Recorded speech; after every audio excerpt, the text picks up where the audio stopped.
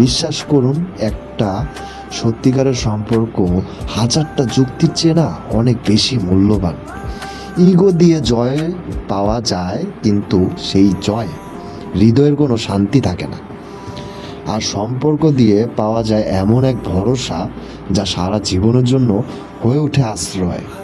আপনার জন্য একটা আশ্রয় হয়ে থাকবে সারা জীবনের জন্য।